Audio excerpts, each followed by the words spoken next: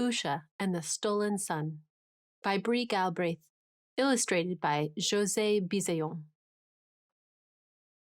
Usha was born under a gray sky.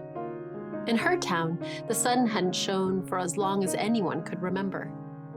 Anyone, that is, but her grandfather. When grandfather was little, he played in the sun from the moment it climbed into the sky until it dropped back down at night. Everyone did. Where did it go? Usha asked as she settled in for one of grandfather's many stories. One day, he explained, they built the biggest wall we'd ever seen, brick by brick, and it blocked out the sun. Why, grandfather? I couldn't imagine why, but I was only a child. Who, grandfather? Who were they?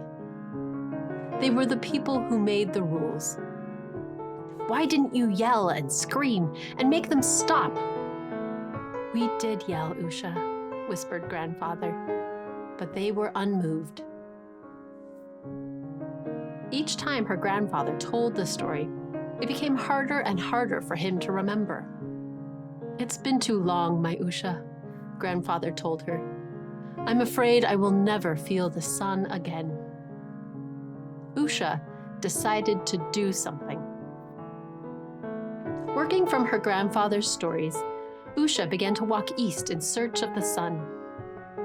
On the first day, she saw clouds pouring rain into puddles as big as swimming pools.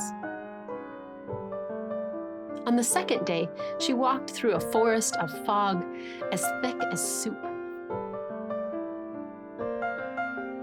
On the third day, Usha saw something that stopped her in her tracks. She gave it a sniff. Was this the smell of sunshine? Usha hurried onward until night fell. Exhausted, she laid her blanket next to an enormous rock and fell asleep. The next morning, Usha opened her eyes. She couldn't believe what she saw. It wasn't a rock she was curled up against, but a wall. Usha pushed the wall. She kicked the wall. And she tried, without any luck at all, to climb the wall. Finally, Usha faced the wall and said, "Wall, I have come all this way. Now move." The wall didn't respond. "Wall," said Usha, louder this time, "you're in my way. Now move." Nothing happened. "Wall!" Usha shouted at the top of her lungs. "Move!" A brick began to wiggle. "Who said that?" asked a voice from behind the wall. Usha imagined one of the people from her grandfather's stories. "I am Usha." The brick stopped moving, and Usha saw another brick shift back and forth. "Why are you yelling?" asked another voice. "I am here for the sun," Usha shouted. The brick was rammed back into place. Out of breath, Usha remembered what grandfather had told her. He had yelled, but they were unmoved. Usha studied the wall. Then she whispered, "I want the sun." Several bricks began to shift. "What did she say?" asked a boy. "Shh, I can't hear her from behind this silly old wall," said another voice. "I am here for the sun," Usha sang quietly into the wall. Then she began to share grandfather's stories. Some were sad and made Usha cry. Others were funny, and she laughed aloud. Many of the stories made Usha angry. She shared them all, as brick after brick was removed. And just as Usha was almost out of words, the wall began to shake.